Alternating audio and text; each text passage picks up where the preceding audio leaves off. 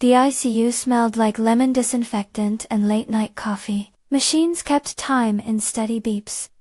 A rhythm Nadia had learned to read like scripture. She moved between beds with the practiced gentleness of someone who had spent years translating panic into protocol. A cuff snugged, an IV adjusted, a whispered explanation to a frightened family member. A palm rested on the small swell at her midsection. An automatic, private habiton unspoken conversation with the life growing inside her. The world reduced to tiny, critical motions. A hand on a wrist. A lowered voice. The quieting of a monitor. It was the kind of night where every light seemed too bright, and every conversation too close. Nadia had just finished charting when the door to the pod swung open. The man who filled the threshold felt like an earthquake. Everything around him rearranged to make room. He wore a suit cut, as if it had been built to move power through the room. He did not look at the monitors. He looked at the people. "Do you know who I am?" his voice asked. The kind of question that assumed the answer. It wasn't a question to be answered. It was a declaration. A currency meant to purchase compliance. Nadia met his eyes and, for a fraction of a second, saw the reflection of herself. Steady, deliberate, a woman who had learned to hold to world's work, and the small life she had been building at home without collapsing either. She told him, calmly, that there were visitors, and clinical considerations, that he would need to speak with the charge nurse. The words were careful, required by policy, and by the way she had been taught to keep fragile things safe. He did not listen. He wanted a bed moved. He wanted an exception. The language he used wasn't request, but entitlement. A hand, not a pleading one, but a demand, reached across the space between them. When Nadia resisted, when she placed profession ahead of his impatience, his temper flared like a flare gun. The slap came sudden, loud enough to make the framed informational posters on the wall shudder. It was a cut that seemed too small to matter, and too large to ignore the sound of a palm on a cheek. The breath taken away, the clipboard clattering to the floor like something dropped from a ship. The room arrested. Monitors beeped, as if they had been waiting to exhale. Priya, near the nurse's station, froze with a chart half-turned. A security guard, older, whose life had taught him 1,000 ways to de-escalate, stood rigid and small. Dr. Holt's face, usually the neutral face of administrative diplomacy, hardened into calculation. Anyone could see the line where civility ended and entitlement began, yet no one crossed it to intervene. Nadia touched her cheek, felt the sting, and instead of words there was an electric stillness. She looked at Bryce Fontenda, faced the city's magazines put on covers and saw not the gleam of wealth, but the narrowness inside it. Impatience, disbelief that rules could apply to him. He had assumed that a name and a check could move a bed. He had not accounted for a nurse who measured value, not in money, but in life. "You will apologize?" she said. Low, she said it as a statement of fact, not humiliation. He laughed. A short animal sound that did not reach his eyes. Later, when reporters quoted him in the softer light of the morning, he would say he had been provoked. He would call it a misunderstanding, but in that instant his palm said something clearer. That he was used to people folding. The silence after the slap was a pressure. It was broken not by an apology, but by the hospital protocols that can sometimes protect institutions more quickly than they protect people. Dr. Holt cleared his throat and, with a professional evenness that sounded like a verdict, informed Nadia that they would need to discuss the evening with human resources, that for now, she should step out. While they handled the matter, what he called handling was slanting toward the donor. Outside, rain had begun thin, relentless.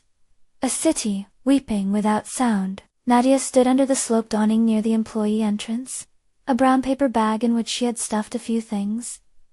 A badge, her keys, a pair of shoes. She watched her reflection blur in the wet pavement, and remembers the way the slap made the night echo inside her chest. She felt the fetal life inside her move quick, protective, and then anxiety closed around her like a hand. Stay with me to see how one slap changed everything. The next morning, the world she had been constructing shifts traded for daycare. Windows opened. Nights spent studying charts, to keep a steady hand at the bedside, began to unspool in small, bureaucratic cuts. The hospital cited donor concerns. A terse letter appeared in her inbox, a parade of magnanimous phrases that said, "We regret to inform you. Her badge access temporarily revoked pending review." Dr. Holt offered the kind of look that promised personal regret but public safety for the institution. Then came the first, sharp indignity. Her debit card was declined at the grocery store. The second, an eviction notice left folded and damp on her doormat. An unfamiliar signature scrawled on the bottom line. Someone had called to say she had missed rent. The third, a call from the mortgage company, clipped and distant, that her direct deposit was not being received. She tried to call Bryce's office not out of expectation of apology but because a procedural ledger in her head had to be balanced. A receptionist, unfamiliar with her level of distress, said their accounts were frozen pending investigation, and that she should seek assistance. She tried mounting a defense on her own. An attorney she could not afford. Emails unanswered.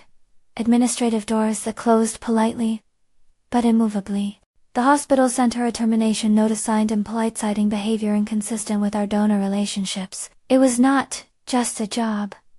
It was a life. Nadia had forged that life from shift work, from late classes, from overtime, and small, strict budgets that allowed for a nursery, painted in pale green, and a crib she had assembled at midnight. Instructions spread across her living room, like a silent blueprint, for a future she believed in. All of it was now in the balance. That night, after an argument with a landlord who had been patient until patience was monetized, Nadia sat on the edge of her bed and found, folded in the inner seam of her wallet, a number. It was a contact she had kept for reasons she could not explain to anyone. A lifeline, a word in a language of last resorts. The name next to it had been scribbled in an older hand, the letters decisive. Kai. She dialed with hands that trembled, not from fear of the man who had struck her but from the awareness that the world had turned suddenly brittle. The phone rang once, then twice. The voice on the other end was calm, and it belonged to someone who understood urgency without shouting. When Nadia told him what had happened, she did not try to explain why it mattered beyond her own body. That alone was enough. "I'm coming," Kai said. The word had no flourish. It had the weight of habit, of a promise made and meant. They had been children together, two small figures in a cramped apartment, who learned the geometry of looking out for one another. Kai had always been the bolder of the two, less cautious, perhaps, but never reckless. As they grew, his world widened into work that could be called many things depending on who told the story. Protector, fixer, networker. He had a code, and the code was not written in law but in an ethic of kinship. When he arrived, he did not bring swagger. He brought steady hands. He sat not across from Nadia, but beside her, where his presence felt like an extension of the room's calm. He asked few questions. He listened more. The small domestic details made their case. The nursery paint sample on a counter, the crib manual, the stack of hospital shift schedules tucked into the drawer. He looked at the brown paper bag in her hand and at the cluster of hospital emails with their sterile language. "They'll try to make this about procedure," he said. "It's about power." His voice was flat, not triumphant. "We'll make sure it can stay that way." He moved with a kind of economy that belonged to people who have learned not to waste motion. He did not narrate his plans, he set them into motion. He called old contacts in the city who owed him favors but also owed their own sense of what was right. He found a lawyer who took no photos, and who cared about evidence more than stories. He collected the things that seemed to belong more to truth than to vengeance.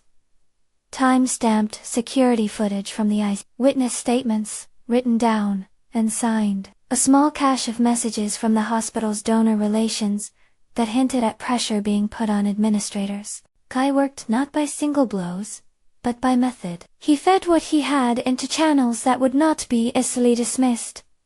An oversight committee that monitored hospital donations, a compliance office that prided itself on impartiality, an independent journalist who had made a career exposing institutional coziness. He made sure the story could not be massaged into nothing by a smooth apology or a donation on the evening news.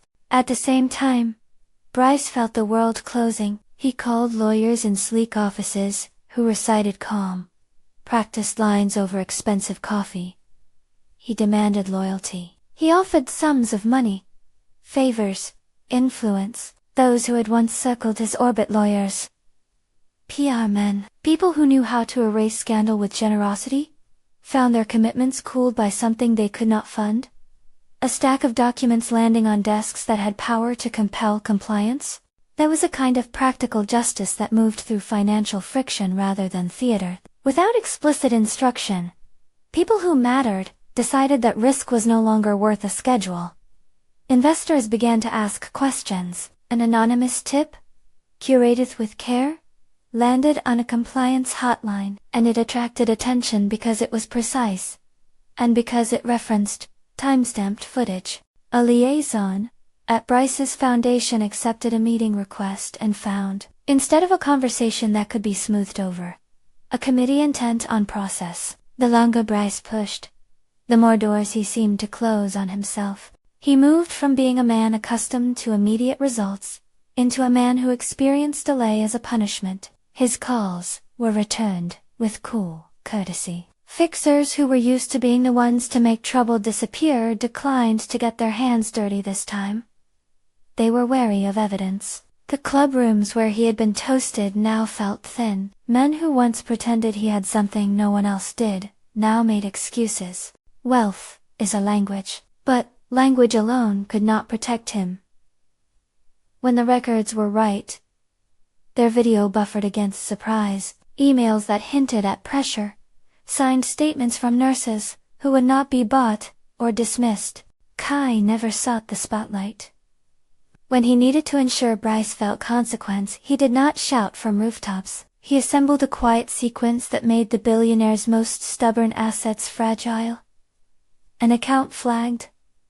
A line of credit paused. A foundation board meeting that had once been a rubber stamp met instead with documents and questions. The precise combination of pressure points, public exposure, institutional response, financial friction made the man used to buying cooperation suddenly short on options. Bryce's panic had the geometry of someone losing an argument with gravity. At first, disbelief, then rapid negotiation, then a flare of fury. He misfired on arrogance. Unexpected loyalty had dissolved into expert caution. He made a trip to the hospital on a gray afternoon, thinking perhaps that presence could substitute for contrition. He expected to be recognized, placated, perhaps to see the nurse who had refused him, and demand an apology in front of cameras he controlled. Instead, he was escorted into a small conference room. There were no lights, no cameras, no speeches. A single laptop sat at the center of the table, its screen facing him. The security footage played. He watched, as the rest of the world had not been permitted to watch, until then. The small, exact moment of the slap, the look on Nadia's face afterward. The room preserved the dignity of the images. They were not set for him to feel spectacle but to feel consequence. He tried to bargain with charm at first, an instinct that had served him before. He offered money with the air of someone who thought money could reinstate a ledger. He suggested arrangements and settlements and donations. He named contacts and causes, as if those things could erase the footage. The response was discreet and final. There were terms presented by counsel who had no appetite for theater. Documents that, once signed, would require transfers of certain holdings into a trust. The trust's purpose was simple and deliberate: to support mothers like Nadia, women in precarious employment, who worked in the city's hospitals, who carried the weight of care with little public reward. The trust would also purchase the hospital. It was not punitive in the showy sense, it was restorative. The assets were to be redirected away from a single man's vanity, and towards something that would sustain others. Bryce leaned back as though the air itself had betrayed him. The signature line below the legal language felt like a blade. He pressed the pen to paper. He signed because he had been shown evidence, and because the world that had once answered to his commands no longer did. He signed because lawyers with federal experience, who had been quietly briefed, were now watching. He signed because the network that operates between reputation and commerce had withdrawn the veneer he had relied on. He regretted the slap more. He regretted the assumption that the world was his to shape with a gesture. The regret did not arrive as apology so much as asphyxiation. The rooms that once filled with his invitations went quiet. The phone calls left him unanswered. The warmth of a social reverse began to cool. Wealth remained numerically, but its usefulness diminished. The single signature surrendered access. The public narrative shifted. The man who had thought himself untouchable found himself with a ledger, a hollowed out sense of control, and the knowledge that a moment of violent entitlement had catalyzed consequences he could not elide. And yet Kai's course had not been about retribution for its own sake. When the dust settled, the instruments of consequence were used to build something else. The trust acquired the hospital through legitimate channels. Channels structured in ways designed to avoid the very conflicts that had produced the damage. New board members were installed, people from communities served by the hospital. Nurses, who knew the rhythms of the wards. Administrators, with a record of transparency. Dr. Holt, who had favored donor relationships over the dignity of his staff, was asked to step down from his leadership role. His exit was not an ignoble public spectacle. It was a quiet reallocation of responsibility, an administrative consequence that left him with the time to reflect, perhaps to wonder about the decisions that had been made under pressure. The public reaction was complicated and muted, where it needed to be loud.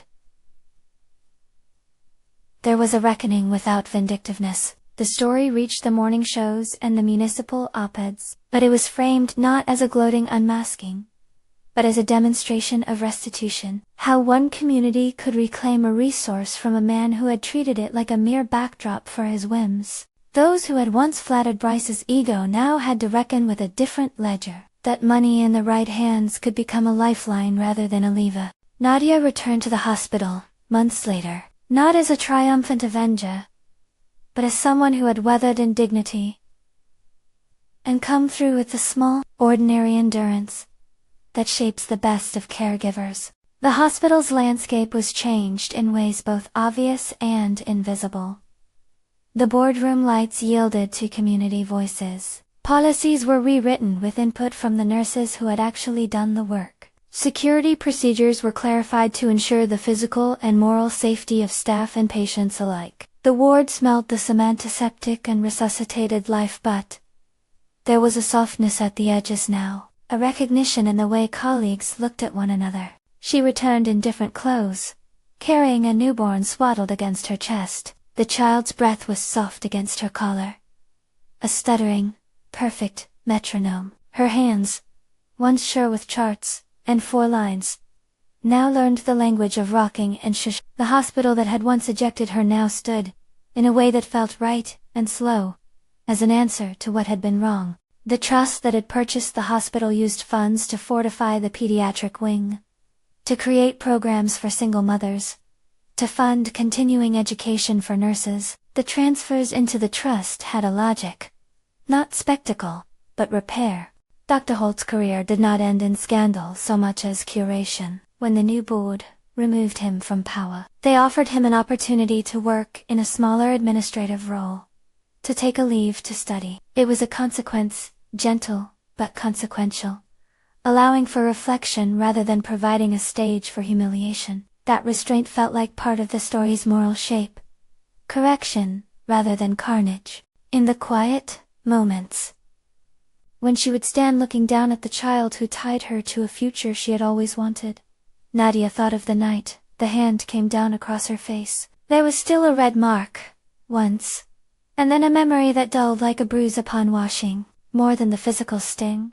She remembered the banal cruelty of being considered expendable. She thought of the small economies she had lived by, and the way those economies now had a safety net woven by others who believed in more than profit margins. Kai came sometimes, as he had come before.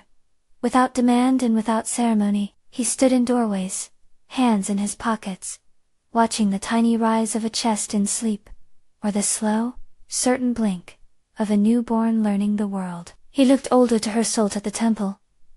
A new thin line in his face, but the steadiness had not wavered. He did not seek praise. He accepted a cup of coffee, and left as quietly as he had arrived. A protective presence, whose acts of loyalty earned no plaques. There were consequences Kai felt personally, too. His work altered his standing in certain circles. People who had once been allies found him too uncompromising, too bound to a code that did not need public applause. He made choices that cost him easy access and soft glory. He bore those costs as a ledger of his own. Not penance but principle. The city, in its inattentive, resilient way, went on. People took buses, bickered about parking, fell in love, yet pockets of change. Lingata Nursery funded for night shift workers, a fund for emergency childcare, scholarships for nurses seeking advanced certifications. The hospital became, in small increments, a place where dignity was folded into policy. Bryce watched this from the residue of his vast holdings, and found himself with a new kind of loneliness, the solitude that comes when the instruments of influence fail to elicit the responses they once did. He had not been physically ruined. He retained trappings, and numerical wealth, but the social architecture that once made the numbers translate into power had begun to crack. Invitations dwindled. Foundations turned him down. Boards he once dominated returned polite messages and thin excuses. He had, by his own action, become a cautionary figure. Wealthy in ledger, lacking in legacy. When he stood in front of a mirror, his reflection required no commentary. He regretted the slap in the way people regret a callousness they can no longer justify. The regret had a stubborn, private logic. He could attempt public apologies. He could gift again out of penance.